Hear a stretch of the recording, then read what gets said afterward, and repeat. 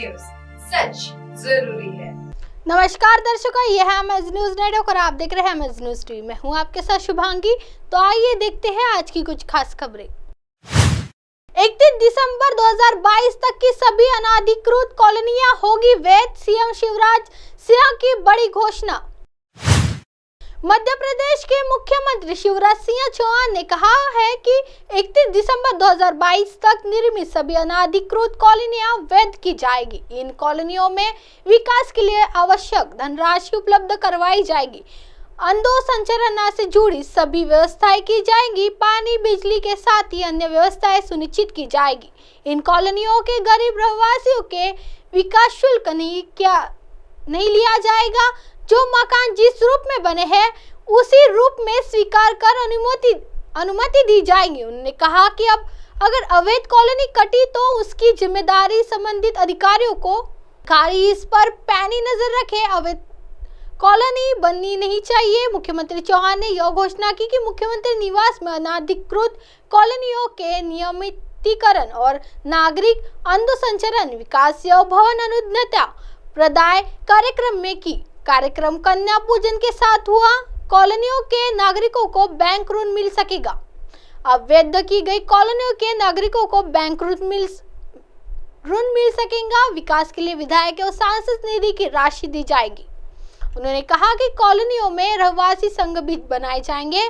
कॉलोनियां स्वच्छता में पीछे नहीं रहेंगी। इस मंशा के साथ जन अभियान प्रारंभ होना चाहिए। मकान बन जाने के बाद संपूर्ण वातावरण स्वच्छ रखना हमारा कर्तव्य है। स्वच्छता और सफाई पर सभी नागरिक ध्यान दें। नागरिक निकाय रहवासी संघों का आवश्यक सहयोग करें। आइए बढ़ते हैं अगली खबर की तरफ। नए संसद भवन के उद्घाटन में शामिल नहीं होगी टीएमसी। दिल्ली तृणमूल कांग्रेस ने फैसला किया है कि 28 तारीख को होने वाले नए संसद भवन के उद्घाटन समारोह में शामिल नहीं होगी। पार्टी ने फैसला किया है कि वह इस कार्यक्रम का बॉयकॉट करेंगे। केंद्र सरकार और प्रधानमंत्री नरेंद्र मोदी पर निशाना साधते हुए टीएमसी लीडर और राज्यसभा सांसद ओब्रायन ने कहा है कि प्रधानमंत्री के लिए नए पार्लियामेंट या बिल्डिंग के उद्घाटन का मतलब है मेरा मुझे।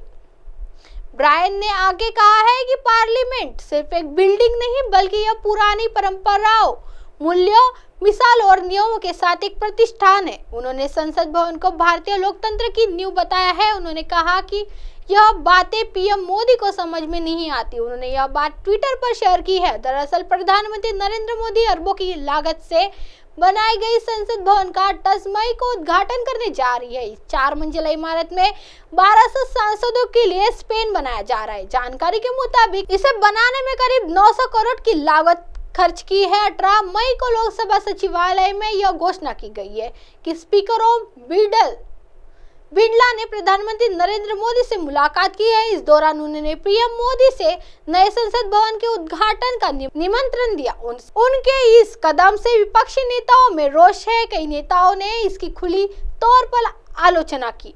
कई विपक्षी नेताओं ने आलोचना करते हुए कहा है कि विधायिका के प्रमुख को उद्घाटन करना चाहिए, न कि सरकारों के प्रमुखों को। आइए बढ़ते हैं अगली खबर की तरफ। योजना भवन में मिले कैश को लेकर सीएम गहलोत पर हमलावर हुए बीजेपी, पूछा यह सवाल।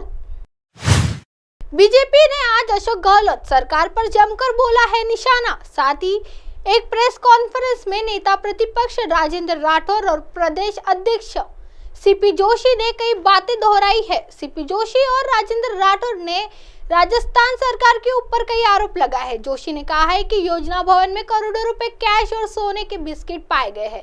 यह प्रदेश में हो रहे बेतहाशा भ्रष्टाचार की यह वानगी है। सीपी जोशी ने आगे कहा कि सचिवालय भवन में इतनी नकदी और सोना मिलना देश भ्रष्टाचार की सबसे बड़ी घटना है। इस दौरान सीपी जोशी ने भ्रष्टाचार के आरोप में गिरफ्तार अधिकारी वेद प्रकाश यादव को महज एक मोहरा बताते हुए कहा है कि इस अधिकारी को इतने लंबे समय से सरकारी संरक्षण कैसे मिल रहा था, इसकी जांच हो। प्रदर्शन का हुआ ऐलान। सीपी जोशी ने गलत सरकार से घेरते हुए रीट पेपर पर लिखा खान आवंटन, आरसीएस में जीएसटी चोरी सहित यूडीएच में व्याप्त घोटालों का आरोप लगाया है। उन्होंने कहा कि आरपीएससी में प्राप्त भ्रष्टाचार के लिए सिर्फ आरपीएससी के एक सदस्य पर कार्रवाई कर सरकार खानापूर्ति कर रही है। वहीं जोशी ने प्रेस कॉन्फ्रेंस में कहा कि केंद्र सरकार के पूर्ण 9 साल पूर्ण हो रहे पर 31 मई को अजमेर में प्रधानमंत्री मोदी विशाल जनसभा को संबोधित करेंगे। इसके अलावा प्रदेशाध्यक्ष जोशी ने कहा कि प्रदेश में व्याप्त भ्रष्टाचार के खिलाफ 7 जून को जबरदस्त प्रदर्शन किया जाएगा, जिसमें सभी कार्यकर्ता एकत्रित होकर सचिवालय के बाहर प्रदर्शन करेंगे। अब आप हमारे चैनल को आपके मोबाइल पर भी देख सकते हैं। मोबाइल ऐप पर देखने के लिए play store MS news T app download करें। इंस्टा, ट्विटर, हाइकू, फेसबुक और कई सोशल मीडिया के प्लेटफॉर्म पर हमारा चैनल उपलब्ध है। आप इसे यूट्यूब पर भी देख सकते हैं। आप हमारे चैनल को लाइव भी देख सकते हैं www.msnews3.com पर। फिलहाल वक्त चला दर्शकों ब्रेक का। ब्रेक से लौटने के बाद देखिएगा देश और दुनिया की तमाम खबरें। बने रहिए एमएस न्यूज टीवी पर। नमस्कार।